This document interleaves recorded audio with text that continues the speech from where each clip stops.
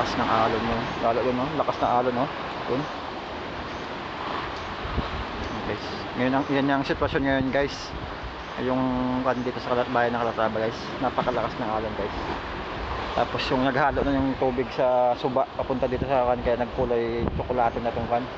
Kalagatan dito. Yan. Ay, doon yan, lakas, oh.